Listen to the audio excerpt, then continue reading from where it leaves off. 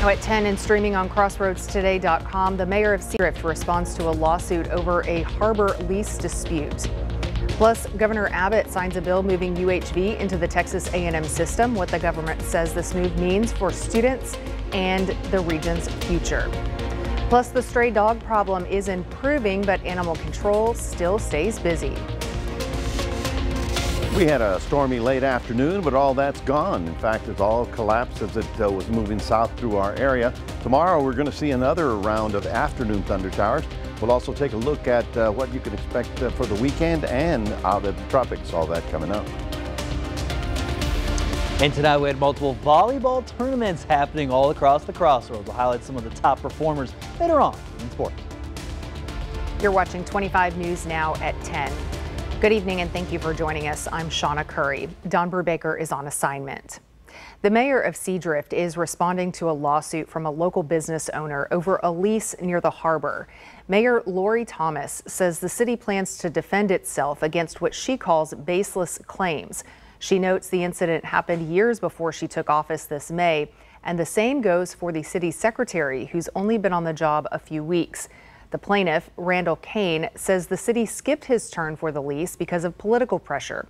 He says he's not asking for money, he's asking for the agreement to be honored. We have reached out to the city's attorneys and are waiting to hear back. Governor Greg Abbott held a ceremony today at the Texas Capitol to mark a big change for higher education in our area. He signed a bill officially moving the University of Houston-Victoria into the Texas A&M University system. It was a ceremonial signing. State Representative A.J. Louderback, Senator Lois Kolkhorst, and Victoria County Judge Ben Zeller were all in attendance. Abbott says Victoria will play a key role in Texas's economy moving forward, and this move will help provide a strong, well-trained workforce for the future.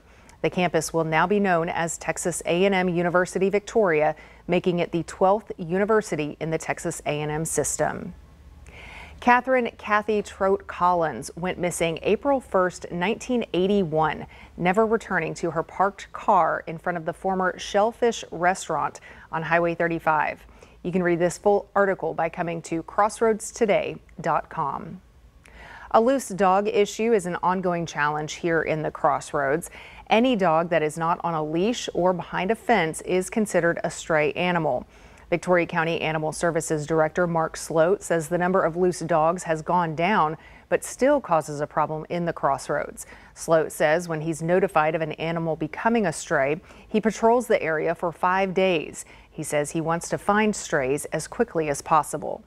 It's important to understand that, we don't want to handle these animals because you don't know them. You don't know if they're vaccinated. You don't know what their behavior is like. We don't want people getting bit, and we don't want, animals getting hurt because somebody's trying to capture them or, chases them into a roadway or something. Sloat says not to try to catch a loose dog yourself. He also recommends having dogs spayed and neutered to keep the stray population down. Here's our viewer poll. What can the city do to protect vulnerable populations, such as the homeless, from animal attacks? More frequent patrols and intervention, provide safer shelters and support services, implement dog control programs, or community outreach and reporting systems. 77% of voters feel that implementing dog control programs is the best way. That has been in the lead all night. And Carolyn Young says the number one thing is to have someone answer the animal control phone. The second thing is to have someone available more than 7 hours a day. Lastly, enforce the city ordinance on animal control. And Elizabeth says pay the animal control more. They should have a better wage for all they are doing. Put the money into community safety. So we want to hear from you. Visit crossroadstoday.com/vote to let us know your thoughts, and thank you for voting. Well, thunderstorms and flooding hit the Crossroads this evening, filling ditches and making travel difficult for some drivers. Actually, some flooded roads within the area. This is the outfall along Navarro in front of the Victoria Mall. But where there's rain, there's also bound to be a rainbow, which we saw after those storms had moved through. Let's go to Chief Meteorologist Mac Perez for a look at what we can expect overnight and into the weekend. Mac? Yes, that rainbow was very nice down, I guess, about 7 o'clock. So, yeah, I hope you didn't get wet during dinner time, but all we had to do was wait about 30 minutes and it was over with. That big storm came through our area. It went all the way south and now it's fallen apart. You can see right about there. So things are quiet for the time being. Tomorrow afternoon, we're going to see another round of these storms. Of course, the sea breeze is going to kick in and give us an enhanced chance for thunder showers. So you may see little heavy stuff like we saw tonight. Tomorrow is probably the last day. By Sunday, we start thinning out. And next week, well, looks hot and steamy, but you knew that. We'll talk more about your weekend forecast in a moment. The Texas Senate voted to advance the redistricting bill today, moving it a step closer to final passage. It passed in an 18-11 vote. The Senate vote is the final legislative hurdle for the GOP's plan to redraw the state's congressional maps to give Republicans 5 more favorable House districts ahead of next year's midterm elections. The House approved the plan Wednesday, and Governor Greg Abbott has said he would sign it quickly. North Carolina Governor Josh Stein visited Dare County to see firsthand the impacts of Hurricane Erin. This all comes as state leaders begin to tally up the damage. Chris Young has the latest.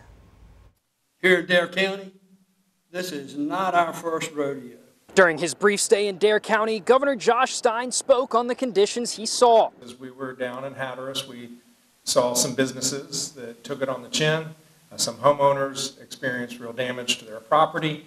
NC EMS Director Will Ray says there have been no reported casualties so far. We are in the process today of demobilizing all of the major response assets that have come from both our local agencies, state agencies, and the North Carolina National Guard. The biggest concern in Dare County was dune overwash, beach erosion, and Hurricane Erin's impact on NC 12. It's the only way off the Hatteras and Ocracoke Islands by car, and after being flooded, officials closed the road. NCDOT Secretary Joey Hopkins spoke about how crucial the highway is. It's the lifeblood of the Outer Banks, and it is important to us that we help that recover to pre-storm conditions.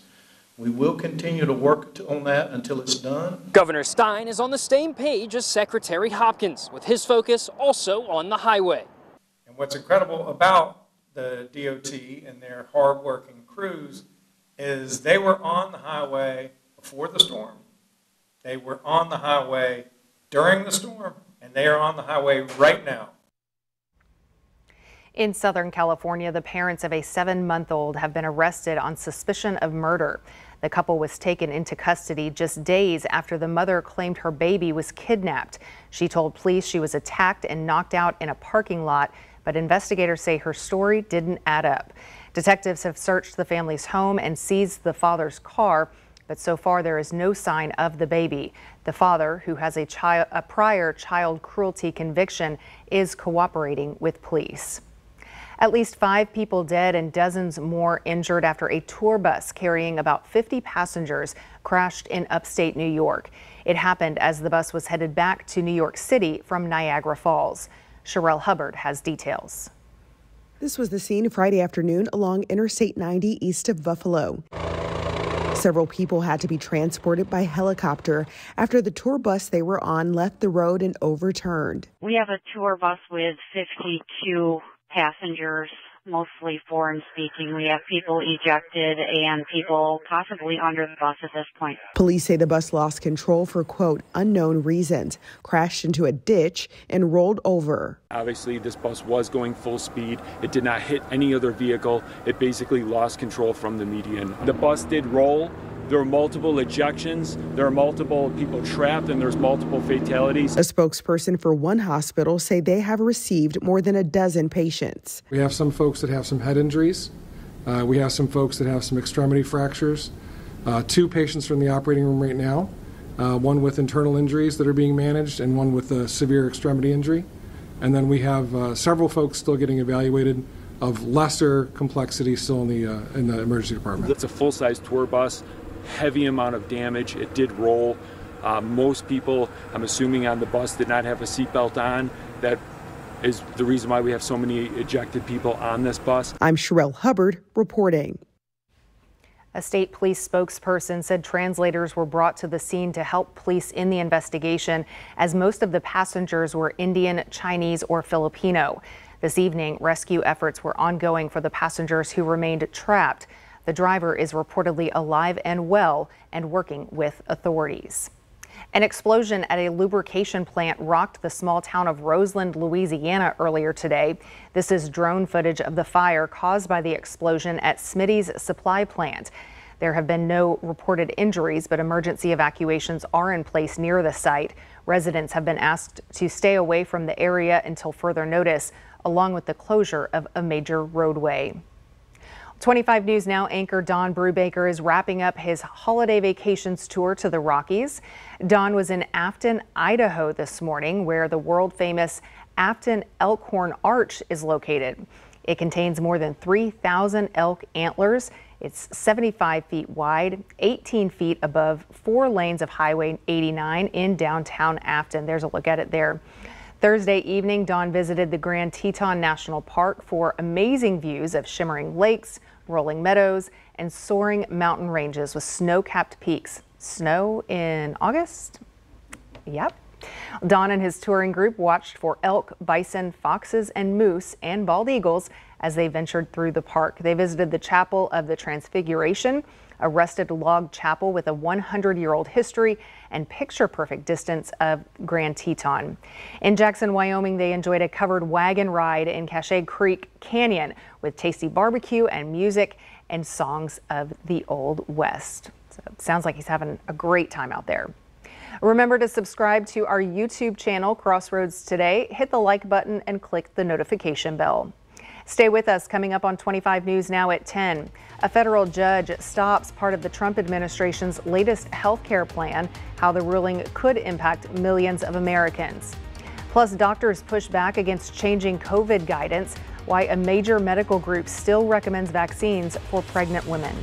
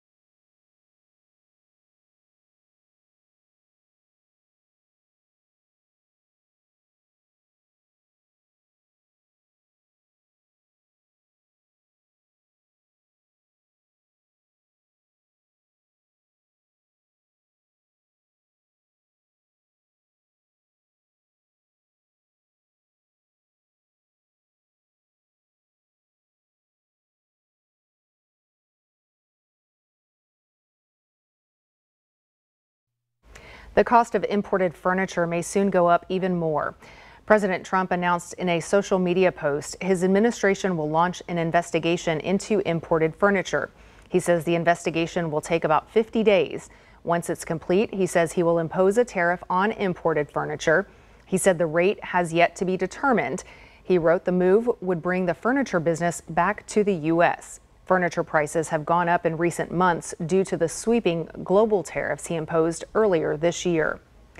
A federal judge has blocked key parts of the Trump administration's latest push to roll back the Affordable Care Act. The ruling pauses provisions that critics warned could strip coverage from nearly 2 million Americans, including new income checks, a fee for some enrollees, and rules letting insurers drop customers who had not paid premiums. Judge Brendan Herson, a Biden appointee, sided with Democratic-led cities, saying the changes would cause irreparable harm. Other parts of the rule will stay in place as the lawsuit plays out.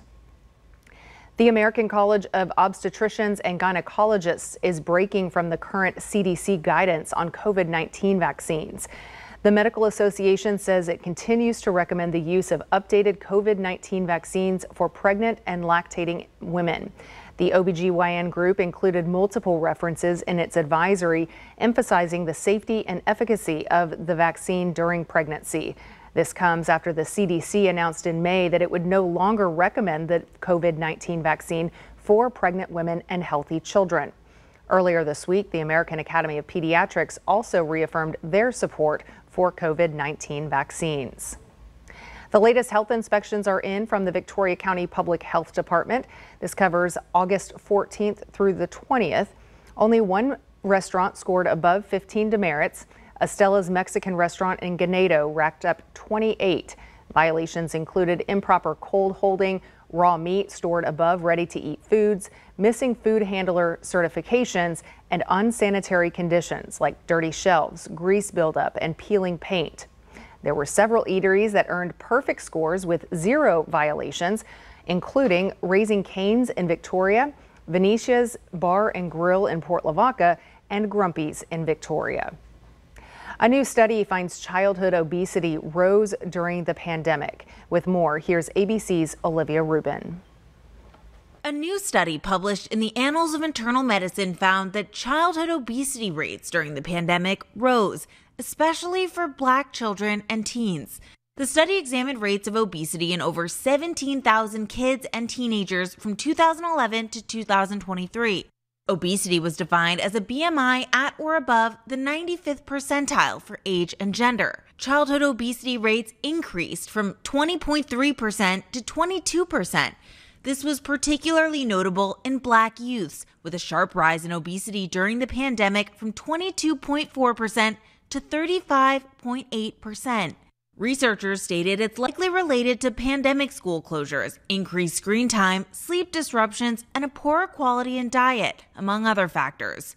According to the CDC, 1 in 5 American children have obesity, which increases their risk for asthma, sleep apnea, type 2 diabetes, and heart disease. With this Medical Minute, I'm Olivia Rubin. Bluebell is recalling some half gallons of Millennium Crunch ice cream because of a packaging mix-up. The ice cream ended up in chocolate chip cookie dough cartons, but with a Millennium Crunch lid, and it contains nuts that are not listed on the label. The company says anyone with nut allergies could face a serious reaction if they eat it. So far, no illnesses have been reported. The recalled cartons have the code 061027524 on the lid and were sold across much of the South.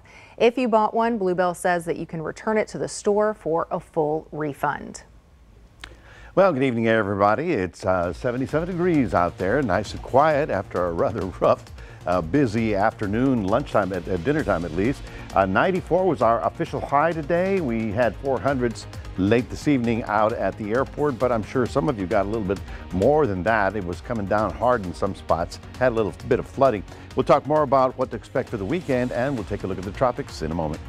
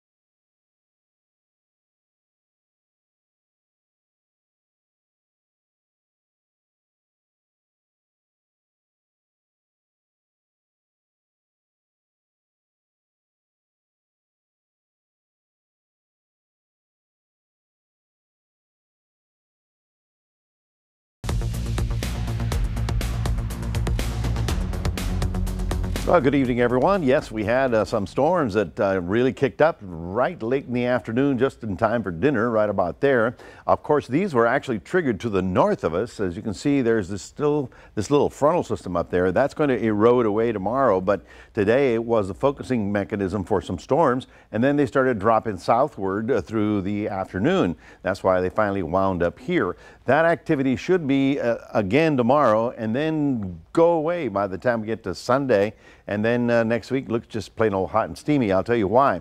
High pressure has moved to the west coast, and because Erin was on the east coast, we had generally lower pressures across the eastern half of the country. That's why there were so many fronts. You see these fronts, and we had the shower activity as well. Well, now as this is going to be moving back to our area, we've got a sort of a drying trend as we get into next week, and this is going to evaporate. This front, however, is a real front, folks. This is going to be diving into the east, and they're actually going to be enjoying some fall weather by next week. Not us, not us. Well, there's a storm that came through the city right about there, about 6 o'clock. Once we were on the air, you can see it coming in from the north. It was pretty heavy, and then it dropped southward into, Calhoun County. It all fell apart. Let's see how much we got in terms of rainfall.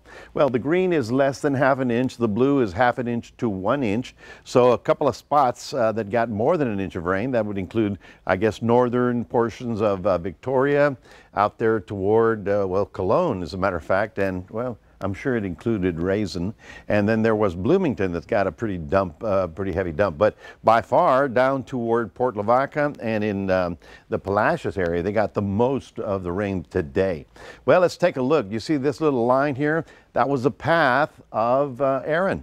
Erin is no longer a storm. It's broken apart in the North Atlantic. However, right here we have a storm that has potential to develop. We have this one that has a potential to develop. And even though it's pointing toward the Caribbean, it's going to have a tough time really organizing. And then there's another wave coming off the African coast that may have developed. So bottom line is it's still active in the Atlantic. Now, looking at our temperatures 6 to 10 days from now, okay, long term, we are looking near normal, which is okay. We'll be maybe hopefully getting down to about 93, 94 as high temperatures. But you look at this big early blast of fall weather rolling into much of the Midwest. They're going to be dancing in the streets, maybe pulling out their sweaters, because they're going to be in the 40s at night and barely in the 70s in the daytime. So a big early touch of fall there in the Midwest. So let's take a look at your day planner for tomorrow in the Port Lavaca area. You've got a pretty good looking morning. It's just that the clouds are going to build up and give you thunder showers again in the afternoon. We still have a fairly unstable environment. In Cuero, you're only going to get up to 89 degrees. That's not bad at all. And of course, that's because of the cloud cover that's going to build during the afternoon hours. So this is almost, you can almost time this, about 3 or 4 o'clock, they're going to start dropping. So best chance for rain will be on Saturday and Sunday, afternoon hours. Then it decreases Monday and decreases most for the rest of the week. It looks like just like a hot, dry weekend by then. That is your 7-day forecast, reminding everybody we do have a QR code. We'd love for you to scan that, put Crossroads Today on your phone. And boy, I tell you, it's really feeling like football season here, isn't it, Max? That's right, Mac. We're only 1 week away, and I hope everyone was able to tune in to our CFL preview show earlier tonight. But again, check it out. We'll post it out there later on CrossroadsToday.com. But also, coming up here in just a matter of moments, we're going to highlight just one top scrimmage that happened earlier there tonight. We'll give you all the details coming up.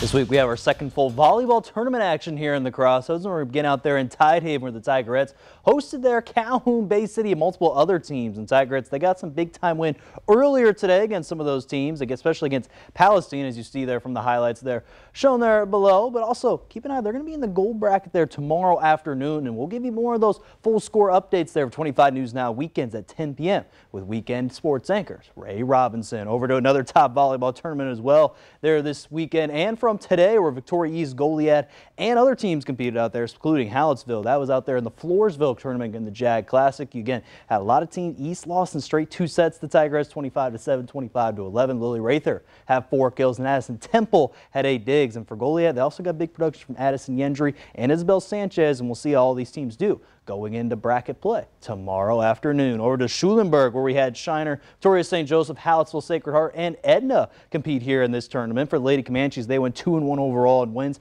over the host team Schulenburg in 2 sets and a 2-set victory over Sacred Heart in 2 sets. As for St. Joe, they already won their pool play, beating Edna Gonzalez Shiner there from yesterday, and they also beat Yoakum earlier today and beat East Pinar, but lost a close battle Columbus there in 2 sets. So they're hoping to do well still in the gold bracket competition starting there at 11 a.m. Now, yesterday, due to the weather, we had multiple scrimmage canceled, and a lot of them not made up. But one game that was made up there earlier this morning was between the West Warriors and the Gregory Portland Wildcats.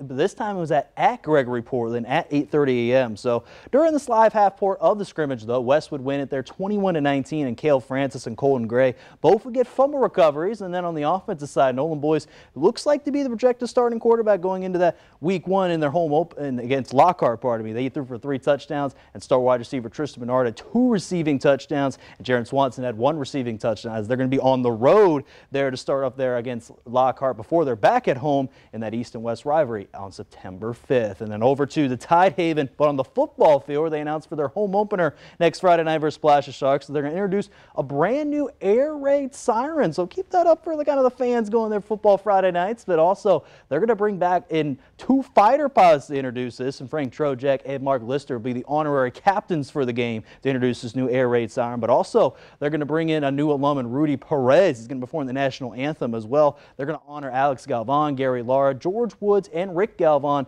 to the Tidehaven Hall of Fame as well. So a lot of pregame festivities happening in that week 1 matchup there for Tidehaven facing Palacios. And now over to, first we're going to look at the Dallas Cowboys facing the Atlanta Falcons. They would take care of business in their last preseason game, winning 31-13. They open up the season September 4th. They're going to be at Philadelphia to start the NFL season. The Texans, they're back in action there to finish up the preseason tomorrow versus the Detroit Lions. That game's going to start there at noon on the CW network. And again, we'll see how the Texans will do. And that's going to do it here in sports. Shauna, back to you. Stay with us. Coming up on 25 News Now at 10, we'll take a last look at our weekend weather.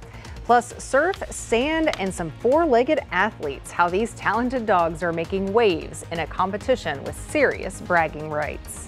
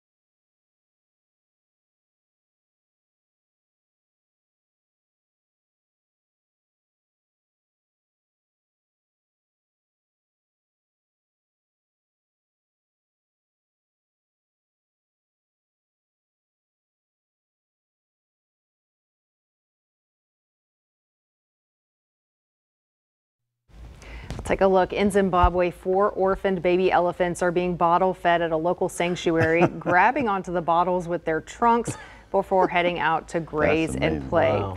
They'll stay in the nursery until about age 3, then move near Victoria Falls to slowly transition back into the wild.